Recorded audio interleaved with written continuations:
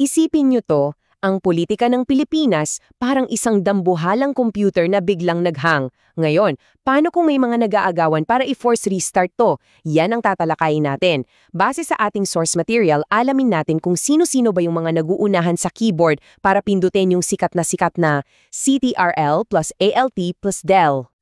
At yan nga, di ba? Ayon sa source natin, parang ganito raw mismo ang nangyayari ngayon. Isang fatal exception.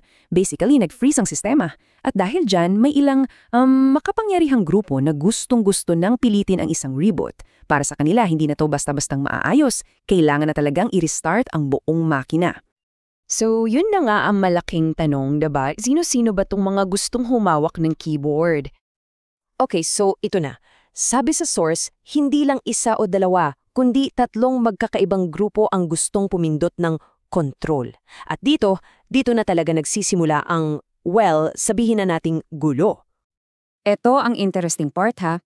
Lahat sila iisa ang unang goal, tanggalin ang presidente. Yan yung CTRL nila. Pero pagdating sa ALT, yung alternative, yung papalit, dyan na sila hindi magkasundo. Ang Duterte block, syempre si Sara. Ang military at business block ang sabi, kahit sino, huwag lang si Sara. Tapos yung the left, ay naku, sila, gusto nila, lahat sila, out. Okay, isa-isahin natin, unahin natin yung Duterte block. Ang plano nila, prangkarang, di ba? Patalsikin si Presidente Marcos para automatic yung Vice Presidente na si Sara Duterte ang uupo. Ngayon, anong dahilan?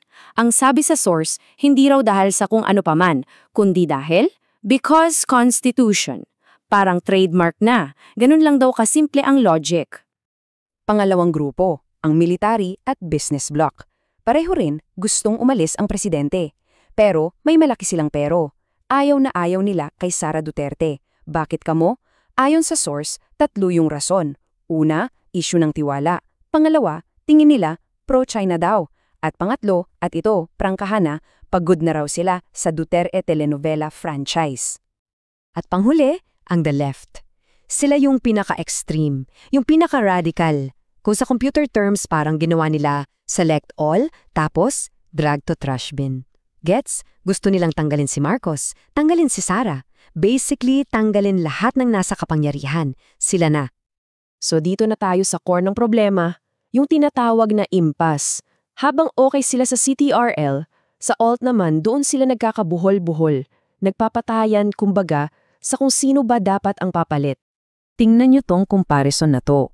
Malinaw na malinaw yung banggaan. Sa isang side, Duterte block. Si Sara dapat. Yan ang sabi ng konstitusyon. Sa kabilang side, military/business block, kailangan ng caretaker para maging stable ang bansa. Ang bottom line para sa kanila, basta hindi si Sara. At alam nyo ba, nagsimula na raw magbulungan yung military at business block? Naghahanap sila ng caretaker. May isang pangalan daw na lumutang. At yan ay ang kilalang businessman na si Ramon S. Ang or RSA. Tingin nila, siya yung perfect compromise. Pero at malaking pero ito. Yung naging sagot ni RSA, diretsahan at wow, matindi. Sabi raw niya, ayon sa source, hindi ako papasok sa politika. Itigil nyo ang pagkaladlad sa akin sa coup cosplay nyo. Coup cosplay, yan yung term. Ang linaw, di ba? Ayaw niya ng kahit anong parte sa plano nila. Para lalong masigurong sarado na yung usapan, pumasok naman daw sa eksena si Paolo Duterte. Ayon sa source, halos isigaw daw niya na unconstitutional yung ideya ng isang caretaker at pinanindigan niya na dapat lang daw ang kapatid niyang si Sara ang papalit. So, yung na, deadlock na talaga. So, anong resulta ng lahat ng banggayan na to? Well, dito na pumapasok yung del button, yung delete. Kasi sa gitna ng pag-aaway nila, may mga bagay silang matagumpay na na-delete. At sadly, para to sa buong bansa. At heto na yung listahan ayon sa ating source. Ano ba yung mga na-delete nila?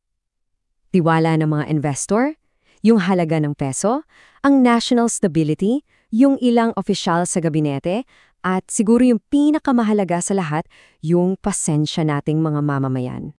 So, ito yung malaking kabalintunaan, di ba? Lahat sila gustong-gusto ng reset, pero bakit walang nangyayari? Bakit palpak yung system reboot? Aalamin natin yan.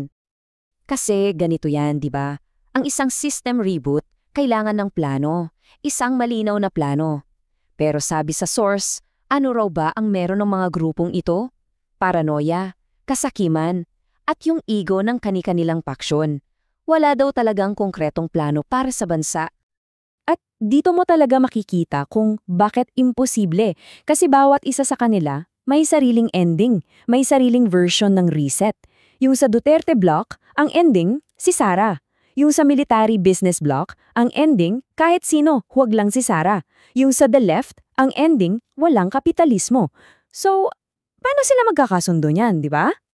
Kaya, ang resulta, eto na. Isang Hong system. Parang computer na nag-freeze at hindi na gumagalaw. Nag-aaway-away sila kung sino ang magkakaroon ng admin access. Pero ang buong bansa, tayo, naiwan sa gitna, nasa limbo. At dito na tayo magtatapos sa isang napakalakas na quote mula sa ating source. Hindi mo maaring i-reset ang isang bansa kung hindi man lang kayo magkasundo sa password. Gets nyo? Gusto nilang lahat i-control ang gobyerno, i-alt ang leader, at i-delete ang presidente. Pero hindi man lang nila ma-reboot yung sarili nilang mga away. So yun pala yun.